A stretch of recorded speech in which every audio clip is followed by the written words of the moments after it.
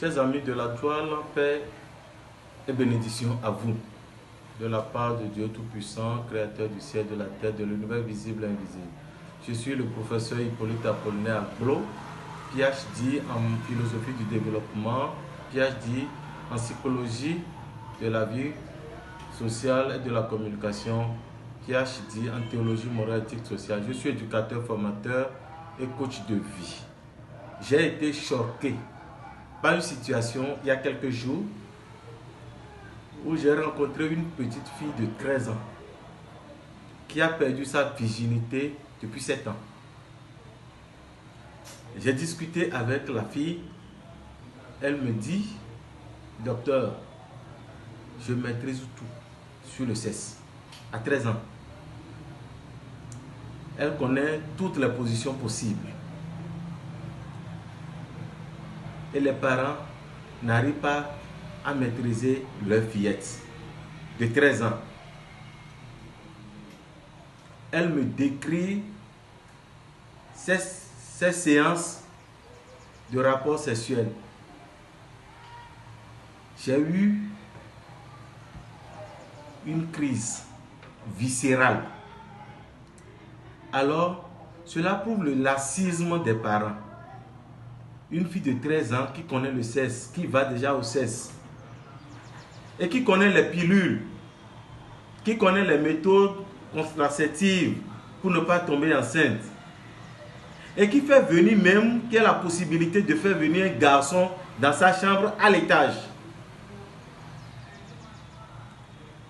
Chers amis, chers parents, chers éducateurs, chers formateurs, nous sommes interpellés. Cette vidéo, c'est pour tous les éducateurs. L'éducation de nos enfants.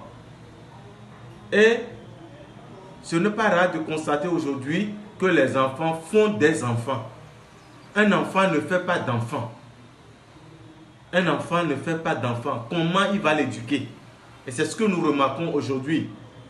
Simplement parce que les parents ne sont pas présents.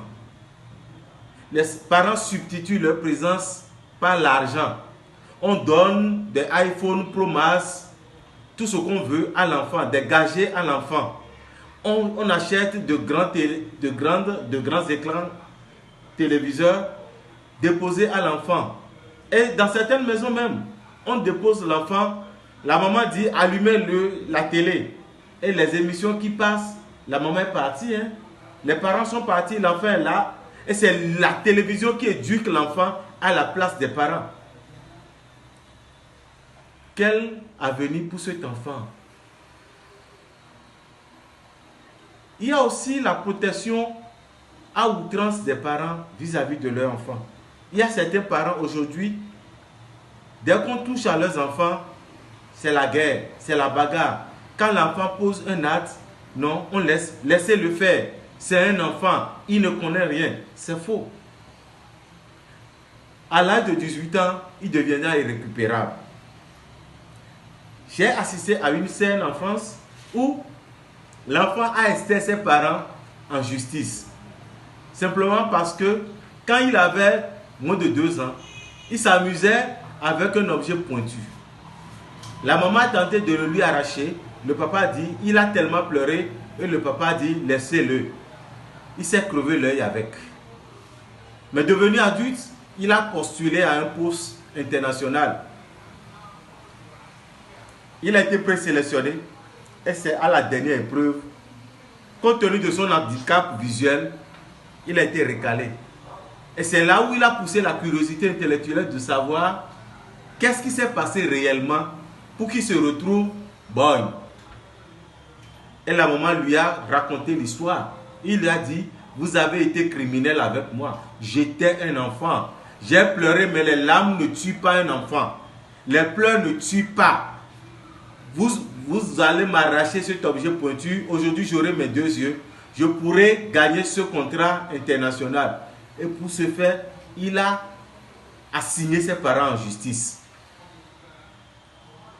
Pour non-assistance en personne en danger. Mes chers parents, nos enfants ont besoin de nous. Les enfants ont besoin de notre présence réelle et non de notre argent. J'ai reçu une fille la dernière fois qui me disait que papa est tout le temps parti. Et j'ai dit, mais qu'est-ce que tu retiens de papa? Il me dit, professeur, je ne retiens rien de mon père. Cela ne sert à rien de tout le temps partir et de nous laisser de l'argent. Je n'ai pas besoin de l'argent de mon père, mais j'ai besoin de la présence de mon père. J'ai besoin de la présence de ma mère. Il m'arrive des fois, en tant qu'enseignant, de finir de faire des cours et les étudiants pleurent, ils viennent me voir pour dire, professeur, mes parents ne me connaissent pas. Le problème est à quel niveau, chers parents? Votre présence réelle dans la vie de vos enfants est indispensable. L'argent ne construit pas l'avenir de votre enfant, mais c'est votre présence, c'est votre parole, c'est votre grande écoute. Ne laissez pas l'enfant faire tout ce qu'il veut. Je vous dis, de 0 à 7 ans, c'est la construction de la personnalité humaine. Si vous construisez mal la personnalité de votre enfant, il deviendra un cas social et il va lever le talon contre vous à l'âge adulte. Vous aurez raté son éducation, il aura une éducation qui sera en panne et vous serez responsable. Vous le porterez tous les jours sur votre conscience. Si vous avez des enfants que vous privilégiez, que vous laissez gâter, comme on le dit, des enfants gâtés entre guillemets, sachez que l'avenir vous demandera compte. Prenez soin des enfants, c'est un devoir vis-à-vis divin que vous avez dans la vie de vos enfants. Dieu est passé par vous pour donner la vie aux enfants. Il y a une différence entre être géniteur et être parent. Entre géniteur, c'est celui qui a fabriqué l'enfant. Ça, n'importe qui peut le faire. Mais être parent, c'est une vocation. Et vocation vient du latin vocare, qui veut dire appeler à. Si vous êtes appelé à être parent, soyez-le. Ne laissez pas la vie de vos enfants chez des bornes.